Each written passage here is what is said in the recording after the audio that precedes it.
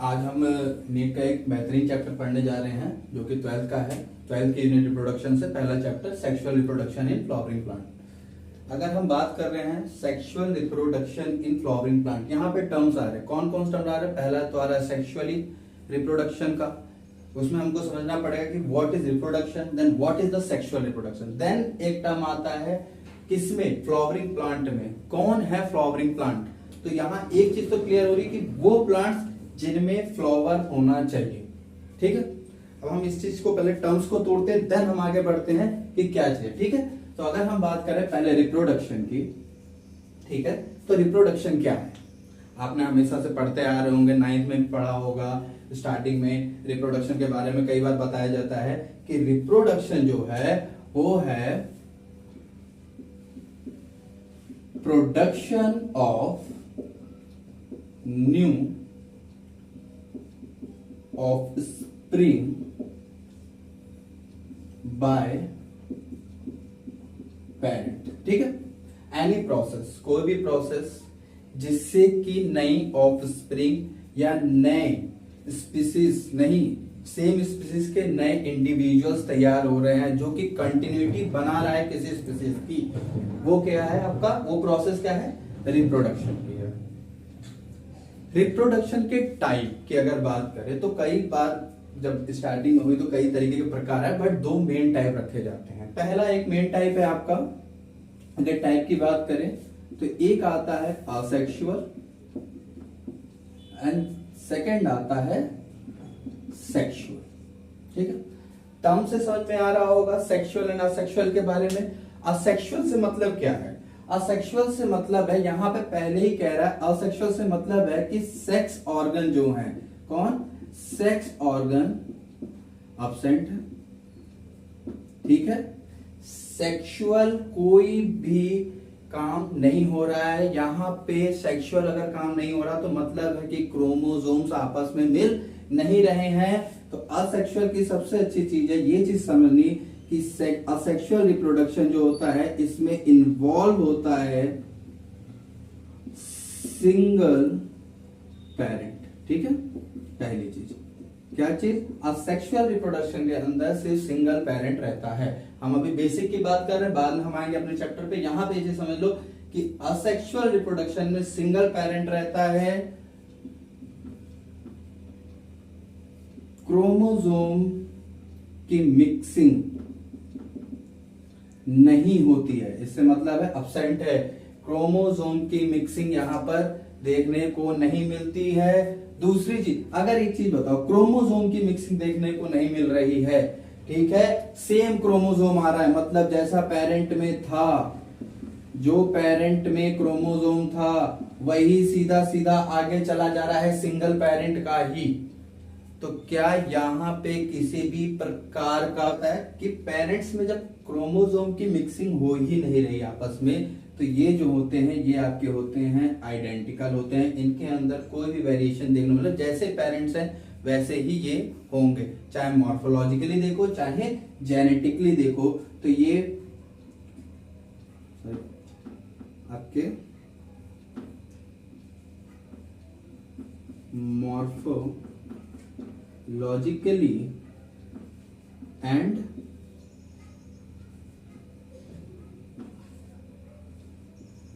Genetically same होते हैं। ठीक है, या आइडेंटिकल होते हैं। ठीक है, अब अगर हम बात करें किसकी? सेक्सुअल रिप्रोडक्शन की, तो सेक्सुअल रिप्रोडक्शन में कुछ अंतर आता है। सेक्सुअल रिप्रोडक्शन की अगर हम बात करें तो ये जो आपका है, यहां पे आपके दो पेरेंट्स इन्वॉल्व होते हैं। कितने? दो पेरेंट। वो तो दो पेरेंट इन्वॉल्व होने के कारण इसको हम कहते हैं बाई पेरेंटल। कैसा कहेंगे? बाई पेरेंटल होता है, या हम इसको कह सकते हैं ये गैमेटोजेनेसिस वाले होते हैं। यहाँ पे गैमिट्स आपके फॉर्म होते हैं। दो पेरेंट कौन कौन से आपके हैं? एक मेल और दूसरा फीमेल। ठीक है, तो यहां हम ये कहते हैं कि सेक्सुअल रिप्रोडक्शन के अंदर इन्वॉल्व होते हैं दो पेरेंट्स। दोनों पेरेंट्स आपके अपोजिट सेक्स के होते हैं, एक आपका मेल, सेकंड आपके फीमेल। ठीक है, इसके बाद यहां पे जो प्रोसेस होती है उसमें ये दोनों के अपने गैमिट होंगे, ठीक है। इन गैमिट के अंदर फ्यूजन होती है, ठीक है, जिसको हम फर्टिलाइजेशन कहते हैं। आफ्टर दैट जाइगोट फॉर्मेशन होता है, ठीक। अब अगर हम बात करें तो यहां पे आपको कुछ प्रोसेस दिख रही है, ठीक है। ये है क्या? अगर फ्लावरिंग प्लांट के अंदर अगर हम बात करें तो मेल पार्ट फीमेल पार्ट आपको देखने को मिलेगा। कहां देखने को मिलेगा? फ्लावर में देखने को मिलेगा, ठीक। जो अभी हम आगे फ्लावर का जब डायग्राम बनाएंगे वहां पे हम दिखाएंगे कैसे कहां पे मेल पार्ट है, कहां फीमेल पार्ट है, उसके बाद मेल पार्ट का नाम, फीमेल पार्ट का नाम, उसके पार्ट्स और कैसे उसमें प्रोसेस हो रहे हैं, उनमें गैमेट के नाम क्या है। लेकिन एक चीज यहां पे समझ लो, ये दोनों के अंदर गैमेट बन रहा है। बायो में टर्म आता है अगर टू मेक की बात हो रही, कुछ बन रहा है कहीं पे, तो उस टर्म को हम लिखते हैं जेनेसिस के रूप में। किसमें? जेनेसिस। अगर यहाँ पे फॉर्मेशन हो रही है गैमेट की, किसकी? फॉर्मेशन हो रही है आपकी गैमेट की, तो हम इस चीज को कहते हैं गैमेटो जेनेसिस, ठीक है। और जेनेसिस से मतलब समझ लीजिए आप टू मेक, ठीक है, बनना। गैमेट बन रहा है, ठीक है। गैमेट बनेगा, अगर उसके बाद ये आपस में फ्यूज करेंगे, इस फ्यूजन की प्रोसेस को हम कहते हैं फर्टिलाइजेशन। क्या होता है? फर्टिलाइजेशन, ठीक है। फर्टिलाइजेशन के बाद आपका जाइगोट तैयार होगा एंड देन यही अपने अंदर क्या है, डिवीजन करके आगे सीड, फ्रूट एंड ओवरी या आपका एम्ब्रियो पूरा ये तैयार करेगा जो कि फ्लावर के अंदर है। अब हम पहले समझेंगे कि व्हाट इज फ्लावर, फ्लावर क्या है, उसके डायग्राम को देखेंगे, उसके पार्ट्स को देखेंगे, ठीक है। चलते हैं अब आगे। अभी तक हमने पढ़ा कि सेक्सुअल रिप्रोडक्शन क्या है, ठीक है। अब हमको जानना पड़ेगा कि फ्लावरिंग प्लांट क्या है। पहले तो ये फ्लावरिंग प्लांट है कौन से, तो सबसे चीज ये जान लीजिए, जितने भी फ्लावरिंग प्लांट है ये एंजियोस्पर्म में आते हैं। किसमें आते हैं? एंजियोस्पर्म के अंदर आते हैं, ठीक है। आपके सभी flowering plant, all flowering plant, जितने भी फ्लावरिंग प्लांट है ये सेक्सुअल रिप्रोडक्शन ही करते हैं। All flowering plant show sexual reproduction, show sexual reproduction. और अभी हमने बात करी, अगर सेक्सुअल रिप्रोडक्शन हो रहा है तो मेल गैमीट फीमेल गैमीट का होना जरूरी है, दोनों अलग अलग होने जरूरी है, ठीक है। तो अब हम पहले इसमें फ्लावर के बारे में पढ़ेंगे तो हमको वहां मिलेगा कि कैसे मेल पार्ट है कैसे फीमेल पार्ट है, हम ये फ्लावर के अंदर देखेंगे। तो नेक्स्ट हेडिंग आप लोग डाल लीजिए फ्लावर, और एक इसका बहुत अच्छा सुंदर सा डायग्राम बनाएंगे हम, ठीक है। थोड़ा मेरा डायग्राम खराब है, मतलब तब भी देखते रहना।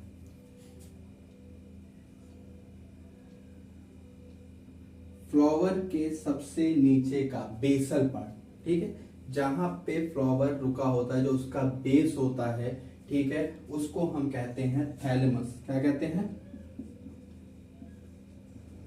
थैलेमस, ठीक है। थैलेमस को एक नाम से और जाना जाता है जिसको हम कहते हैं रिसेप्टिकल। क्या कहेंगे? रिसेप्टिकल,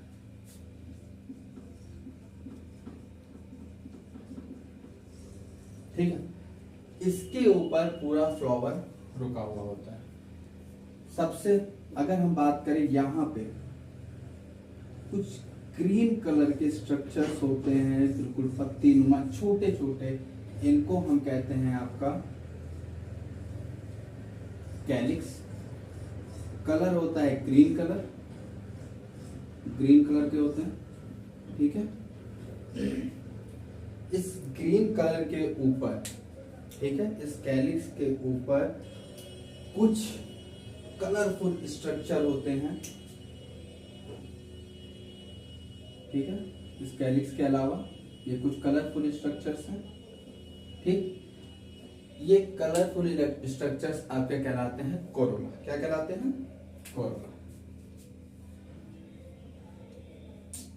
कोरोला, ठीक।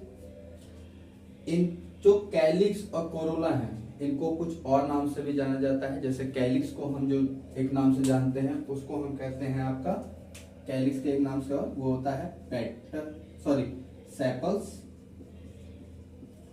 और कोरोला को जो एक और नाम से हम जानते हैं उस नाम को हम कहते हैं आपका पेटल्स। ठीक है। कोरोला की खासियत क्या है? कलरफुल होते हैं। कैसे होते हैं?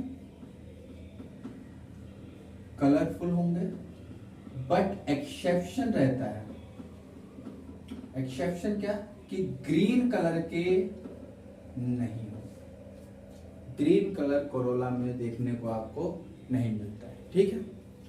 इसके साथ साथ इसमें अभी तक आपने पढ़ा कोरोला है, कैलिक्स है, थैलेमस है, रिसेप्टिकल है जो कि बेस पार्ट है, उसके ऊपर ग्रीन कलर का पार्ट कैलिक्स है, ऊपर कलरफुल पार्ट है कोरोला है। लेकिन अब जो चीज है वो जो फीमेल पार्ट की बात अगर हम करें तो फीमेल पार्ट आपका बीच में होता है। ठीक है। इसको हम कहते हैं फीमेल पार्ट को फ्लावर के अंदर कहा जाता है गाइनोसियम या तो कार्पल। ठीक। और इसके साथ साथ इसी में आपके जो मेल पार्ट होगा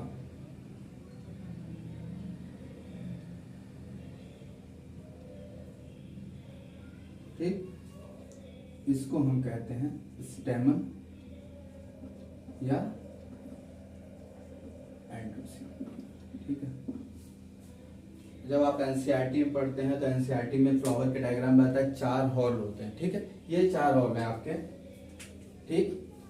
एनसीईआरटी कहता है 4 हॉल जो कि किसी फ्लावरिंग पार्ट में होते हैं। वो 4 हॉल कौन कौन से? पहला आपने देखा, तो हम एक काम करते हैं, इस तरह बताते हैं कि 4 हॉल में 2 पार्ट जो होते हैं वो नॉन इसेंशियल होते हैं, इसेंशियल पार्ट्स होते हैं, और 2 जो होते हैं इसेंशियल होते हैं। ठीक है। अभी यहाँ पे कंफ्यूजन है, होल का मतलब है सर्कल। ठीक है। आपको यहाँ किस किस का सर्कल देखने को मिल रहा है इस डायग्राम में? थैलेमस का तो कोई सर्कल नहीं, लेकिन एक सर्कल देखने को आपको कैलिक्स का मिल रहा है, एक सर्कल आपको कार्पल का देखने को मिल रहा है, एक स्टेमन का और दूसरा चौथा कोरोला का। ठीक है। नॉन इसेंशियल पार्ट कौन सा अगर बात करें तो नॉन इसेंशियल वो पार्ट्स होते हैं जो कि सेक्सुअल रिप्रोडक्शन के अंदर सेक्सुअली इन्वॉल्व नहीं है।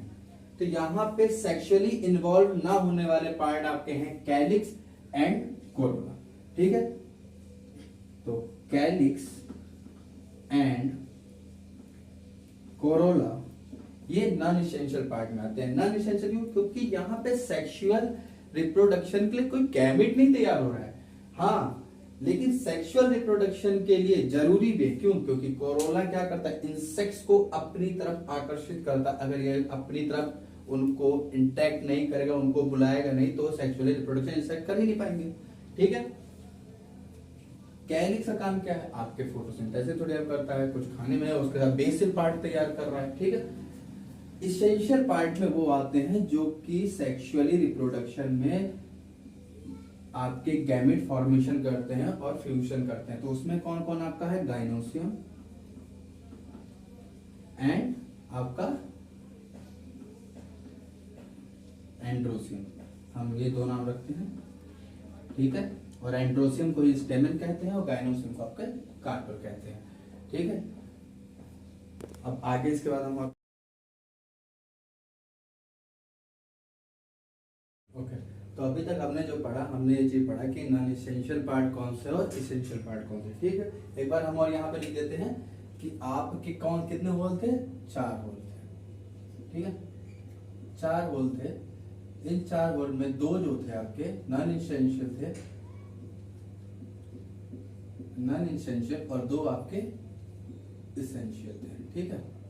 नॉन इसेंशियल में आपके कौन कौन से थे आपके बताइए? जैसे कोरोला एंड कैलिक्स। ओके। आप एक चीज और इनके लिए कह सकते हैं, अगर क्वेश्चन आ जाए in flower which parts are sterile, okay, and उसमें ऑप्शन आ जाए कोरोला, कैलिक्स, फ्लोरल पार्ट मतलब वो आपका क्लोरोला है कि कैलिक्स है या एंड्रोसियम या गाइनोसियम, ठीक है, इनमें से कौन से, तो आपके कौन कौन से, आपके यहाँ पे दो हैं, कौन कौन से, ये दोनों जो हैं ये स्टेराइल पार्ट है। कैसे हैं, स्टेराइल है, मतलब ये रिप्रोडक्शन, सेक्सुअल रिप्रोडक्शन में कोई भाग नहीं लेते हैं, बट उनके लिए काम करते हैं, ठीक है। इसेंशियल में आपके जो थे कौन कौन से थे, एंड्रोसियम एंड गाइनोसियम, ठीक है। एंड्रोसियम क्या था आपका, स्टेमन, और गाइनोसियम आपका कार्पल या पिस्टिल, ठीक है, कार्पल जिसको कह रहे थे।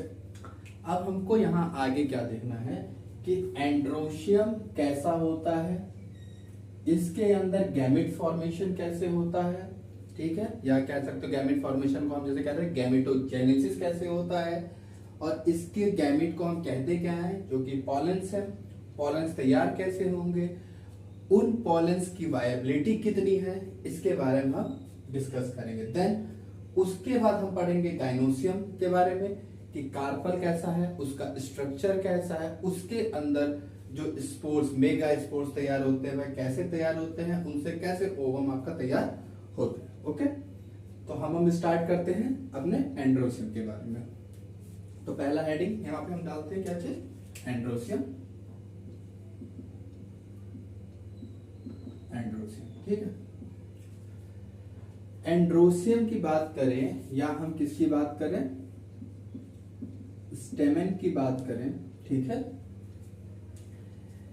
इसका डायग्राम ये कैसा दिखता है, पहले हम इसके डायग्राम की बात करें तो आपने जो फ्लावर के डायग्राम में देखा, नीचे क्या था, थैलेमस था, क्या चीज, थैलेमस, ठीक है।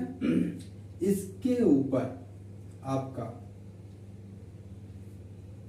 स्टेमन होता है, ठीक है, या आपका एंड्रोसियम होता है। एंड्रोसियम के दो पार्ट होते हैं, ऊपर के पार्ट को हम क्या कहते हैं, एंथर, क्या कहते हैं, एंथर, और इसके नीचे का पार्ट जो फिलामेंट टाइप से है, जो एक, इसको हम कहते हैं फिलामेंट, क्या कहते हैं, फिलामेंट, ठीक है।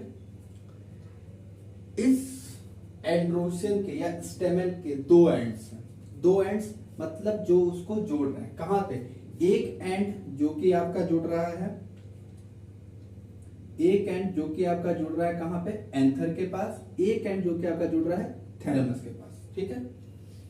हम इसको कैसे डिफाइन करते हैं, एंथर के जो पास में एंड है, एंथर के जो पास, वो सॉरी थैलेमस के जो पास में एंड है, जहां से शुरू हो रहा है, इस एंड को हम कहते हैं प्रॉक्सिमल एंड, क्या कहते हैं, प्रॉक्सिमल एंड। और जो एंथर के पास एंड है या थैलेमस से दूर जो एंड है, उसको हम कहते हैं डिस्टल एंड, क्या चीज, डिस्टल एंड। इस तरह से याद कर सकते हो, पास में प्रो और दूर से डी से डिस्टल एंड, ठीक है। ये है आपका डायग्राम किसका, एक नॉर्मल एंड्रोसियम का।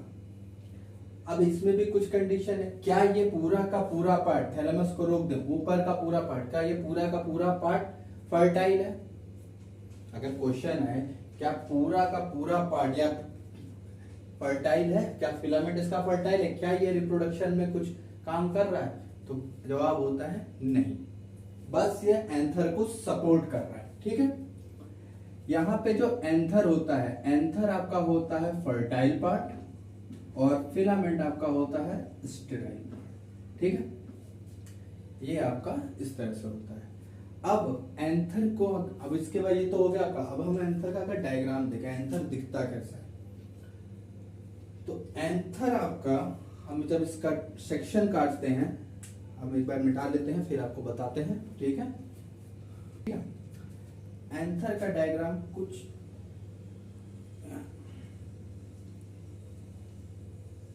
इस तरीके का है, ठीक है। आपको यहाँ पे क्या दिख रहा है बताइए, ये आपका एंथर का डायग्राम है, एंथर है, ठीक है। एंथर का डायग्राम जब हम एंथर का एक सेक्शन काटेंगे उसमें दिखता है, तो आपको इसमें 4 कॉर्नर दिख रहे हैं, ठीक है। 4 कॉर्नर के कारण हम इसको कहते हैं क्या चीज, टेट्रागोनल।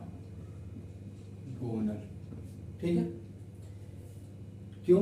क्योंकि इसमें हमको क्या दिख रहा है, 4 कॉर्नर। एक नॉर्मल एंथर की बात हो रही है, एक नॉर्मल एंथर जो होता है वह कैसा होता है, टेट्रागोन, उसमें 4 कॉर्नर दिख रहे होते हैं। इसके साथ साथ आपको 2 लोब दिखेंगे, एक इधर का एक इधर का, 2 लोब दिखते हैं तो हम इसको कहते हैं बाई लोब। ठीक है, 2 लोब दिखने के कारण। ठीक है, इसके साथ हर लोब में 2 थीका होते हैं, हर लोब में 2 थीका है।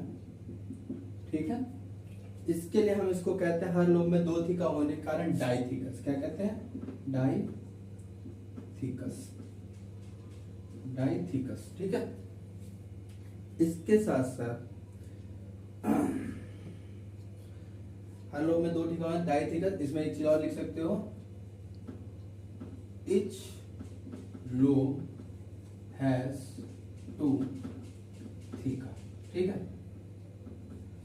हर थीका में आपके माइक्रोस्पोरेंजियम होते हैं जो कि माइक्रोस्पोर्स बनाते हैं।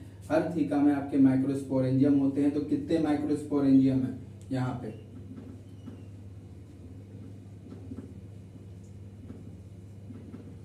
कितने, 4 माइक्रोस्पोरेंजियम होते हैं, इसलिए हम इसको कहते हैं क्या चीज, टेट्रास्पोरेंजिएट। क्या कहते हैं, टेट्रास्पोरेंजिएट। ठीक है, लेकिन यहां पर भी एक्सेप्शन है। एक्सेप्शन क्या है, एक्सेप्शन में आता है आपका, एक्सेप्शन में जो है आपका आता है मालवेसी फैमिली। ठीक है, मालवेसी फैमिली, यहां पे आपका वहां से हर चीज आधा हो जाता है। ठीक है, हर चीज आधा हो जाता है, मतलब ये यूनिलोब हो जाता है। ठीक है, आपके तो यहाँ पे मालवेसी फैमिली में कुछ नाम लिख लो। इस मालवेसी फैमिली में आपके कौन कौन से होते हैं, चाइना रोज, ठीक है, लेडी फिंगर। ठीक है, ये आपके इसमें आते हैं। और यहाँ पे हर चीज क्या होती है, वहां से आधी हो जाती है। आधी कैसे कैसे होती है आपकी, तो आपका ये यूनिलोब्ड होगा, बाई स्पोरेंजिएट होगा। ठीक है, कैसा होगा ये, यूनिलोब्ड, इसके साथ साथ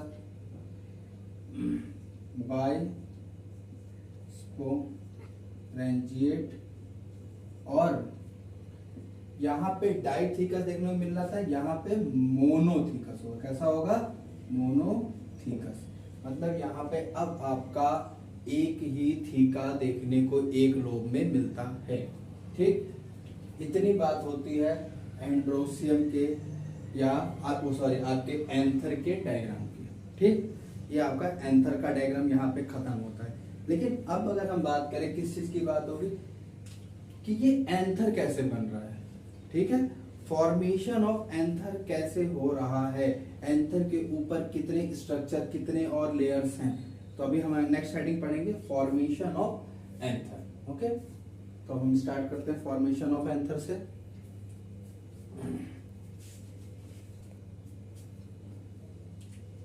क्या रोक दिया हो गया, चालू चालू ना। हाँ, तो नेक्स्ट हम स्टार्ट करते हैं formation of anther heading, formation of anther. Anther कैसे बन रहा है, ठीक है। तो एंथर के बनने के लिए कुछ स्पेशल टाइप की सेल्स होती हैं, ठीक है, स्पेशल सेल्स होती हैं, जिनको हम क्या कहते हैं, कोई नाम, इनको हम कहते हैं आर्चिस्पोरियल सेल। क्या कहते हैं,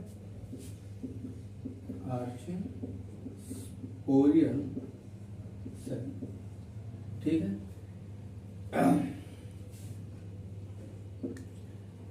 आपके इस सेल के अंदर, ठीक है, एक अलग तरह की डिवीजन होती है। वो डिवीजन कैसी होती है? पेरिक्लाइनर डिवीजन। कैसी डिवीजन होगी इसमें?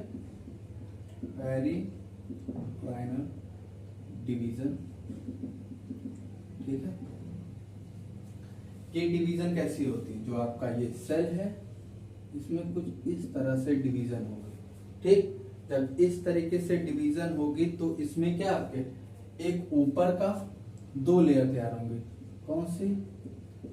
आउटर लेयर एंड एक इनर लेयर। ठीक है, 2 लेयर तैयार होते हैं, outer layer and inner layer. Outer layer जो होती है, हम इस आउटर लेयर को हम कहते हैं पेरेंटल लेयर।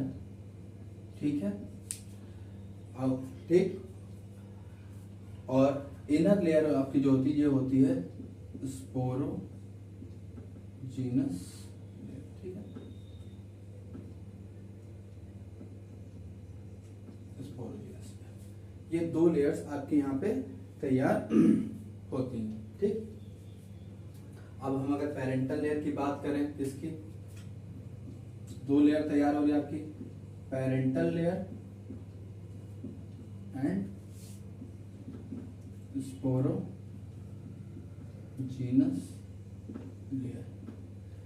जो आपकी पेरेंटल लेयर है ये बनाती है आपकी जो एंथर है उसके ऊपर का पूरा स्ट्रक्चर, या आप कह सकते हैं एंथर की वॉल का फॉर्मेशन ये कर रही होती है। अब एंथर की वॉल के फॉर्मेशन में एंथर की 4 वॉल्स होती हैं। कौन कौन सी? Epidermis, endothecium, middle layer and tapetum. ठीक है, 4 लेयर। कौन कौन सी? एपिडर्मिस, इसके साथ साथ एंडोथीसियम,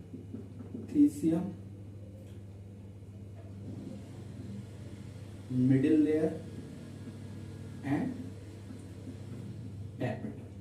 ठीक है, ये 4 लेयर तैयार करती है। और आपकी जो स्पोरोजीनस टिश्यू है ये हेल्प करती है किसमें? ये बनाती है माइक्रोस्पोर मदर सेल, और इसी माइक्रोस्पोर मदर सेल में से आपके बनते हैं क्या चीज? माइक्रोस्पोर। और इस माइक्रोस्पोर से आपके पॉलन ग्रेन्स तैयार होते हैं। ठीक है, और यही पॉलन क्या है आपके? इसी पॉलन ग्रेन से आपके मेल गैमेट किसके? फ्लावर के तैयार होंगे। ठीक है, तो अब हम आगे बात करते हैं किसकी?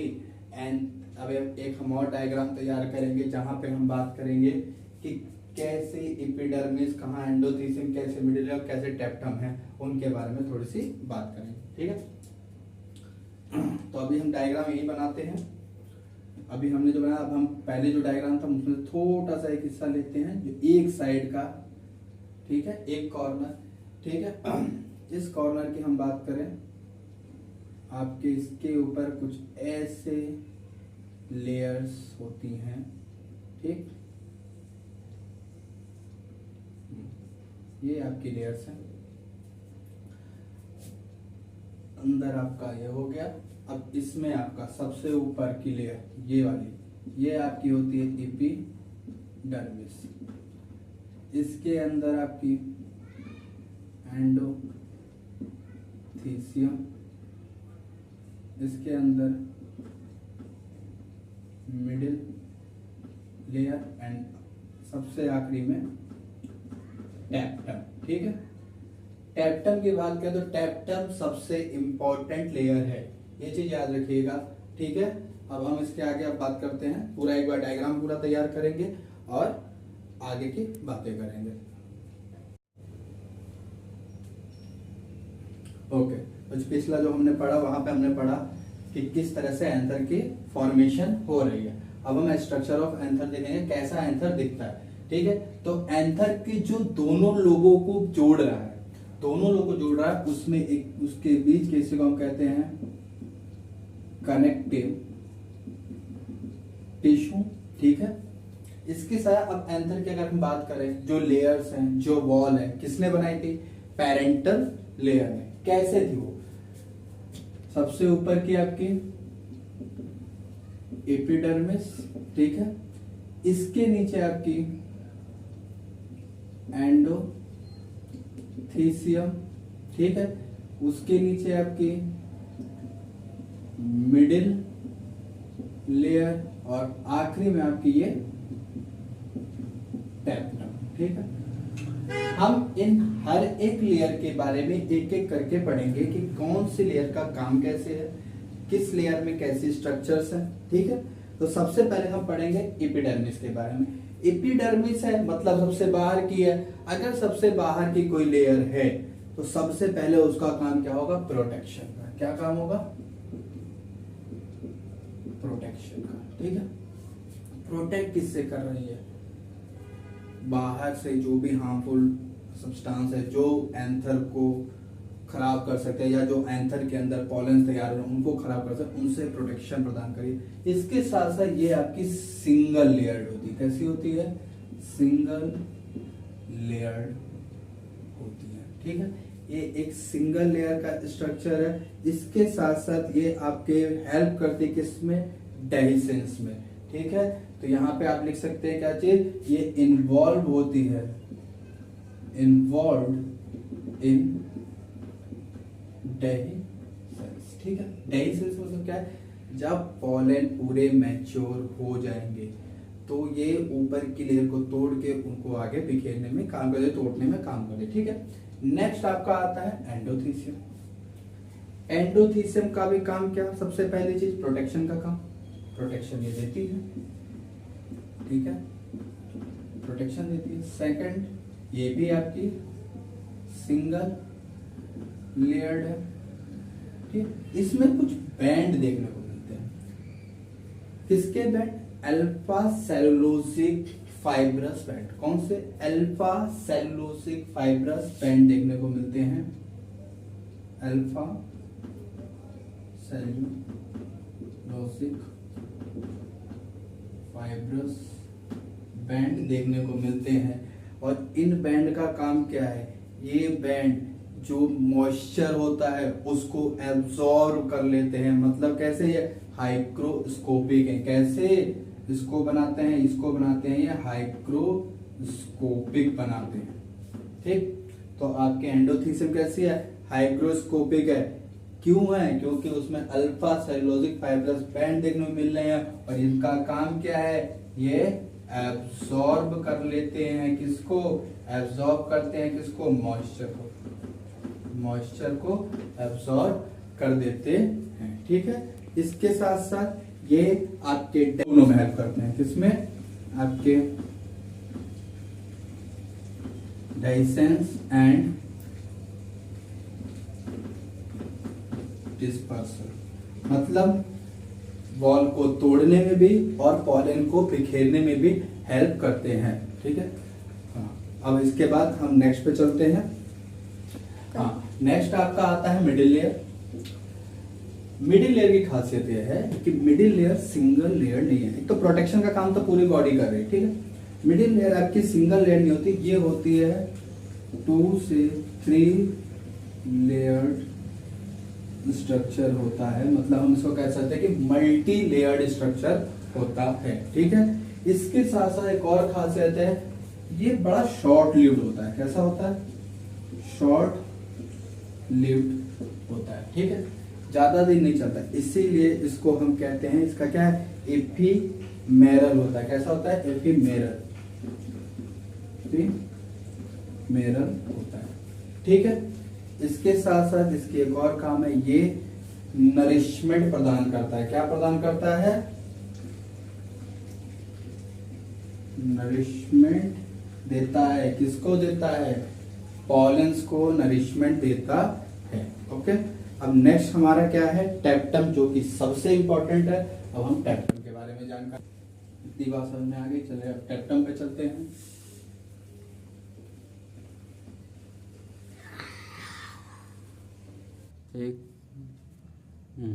हाँ, तो जैसा कि अभी तक हमने देखा एपिडर्मिस के बारे में देख लिया, आपका उसके साथ साथ एंडोथेसियम देख लिया, एंड उसके बाद हमने मिडिल लेयर देख ली। मिडिल लेयर के बाद जो सबसे इंपॉर्टेंट लेयर आती है वो आती है आपकी टेप्टम।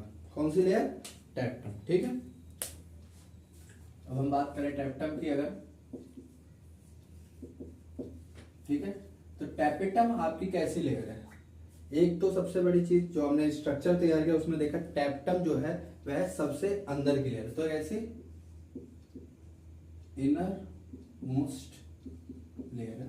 ठीक है, इसके साथ साथ इसके अंदर बहुत ज्यादा मात्रा में साइटोप्लाज्म पाया जाता है, तो ये इसमें डेंस साइटोप्लाज्म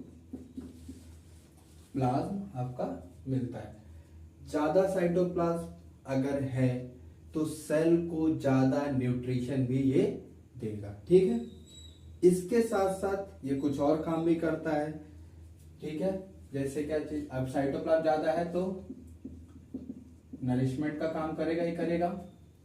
इसके साथ साथ क्या करता है ये पॉलेंस को कुछ किट प्रदान करता है जिसको हम कहते हैं पॉलन किट। पॉलन किट, ये पॉलन किट क्या है? तो ये पॉलन किट जो आपके होते हैं ये कुछ येलो स्टिकी लेयर्स होती हैं, किस पे? पॉलन पे।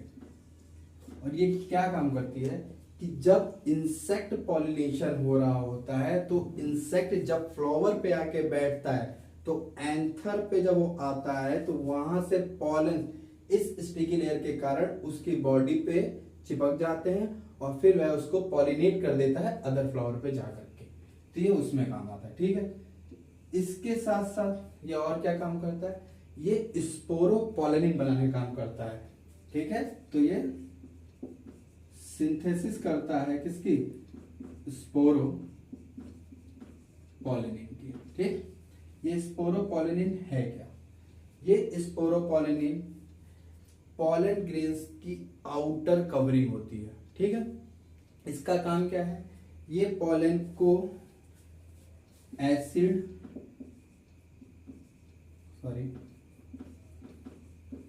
एल्काइलिन, ठीक है, इसके साथ साथ आपका और क्या हो सकता है? टेम्परेचर, एंजाइम्स, टेम्परेचर या एंजाइम से बचाता है जिससे कि पॉलन बचा रहे, खराब ना हो।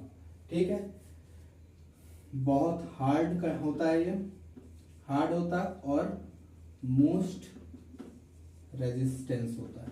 ठीक है, ये चीजें कौन बना रहा है? आपका टेप्टम।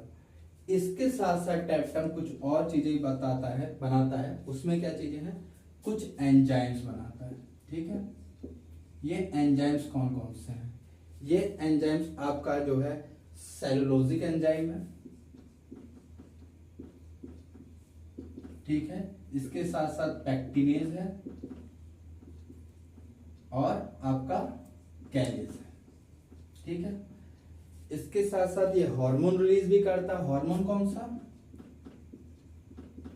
ये जो हार्मोन रिलीज करता है वह है इनॉल एसिटिक एसिड। ये काम है आपका टेप्टम का। ठीक है, इसके साथ एक काम और करता है। वो काम क्या?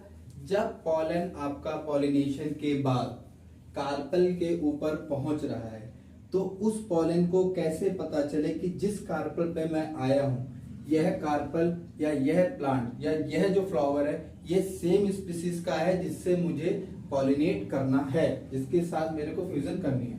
ठीक है, तो उसके लिए ये कॉम्पैटिबिलिटी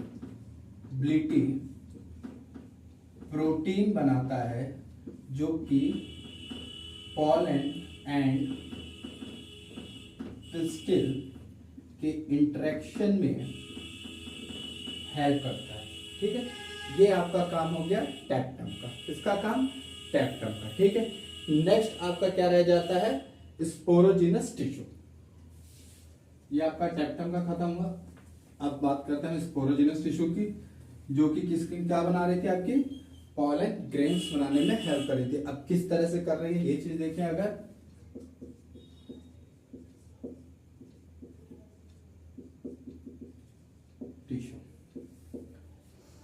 ये किस तरह से हेल्प कर रही है? तो स्पोरोजिनस टिश्यू आपका बनाती है क्या चीज? Microspore mother cell. ठीक है, इस ये माइक्रोस्पोर मदर सेल जो है, इसका नेचर होता है डिप्लॉइड। कैसा? डिप्लॉइड नेचर की होती है। और आपने पहले ही पढ़ा होगा जब सेल डिवीजन में कि जो डिप्लॉइड होता है, जब वो हैप्लॉइड या गैमेट या सेल में डिवीजन होती है, कौन सी डिवीजन होती है कि वो अपनी प्लॉइडी लेवल चेंज करता है? वो होती है मियोसिस की। मियोसिस डिवीजन होती है, जिससे ये क्या बनाएगा? माइक्रोस्पोर बनाएगा। ये माइक्रोस्पोर आपका होता है हैप्लॉइड का, और इसी माइक्रोस्पोर से आपके बनते हैं पॉलन ग्रेन्स। ठीक है, ये आपका स्पोरोजिनस टिश्यू का काम है। ठीक, अब इसके बाद किस तरह से आपके जो पॉलन ग्रेन है माइक्रोस्पोर से क्या डिवीजन है, किस तरह बनते हैं, इसके बारे में हम बात करेंगे आज।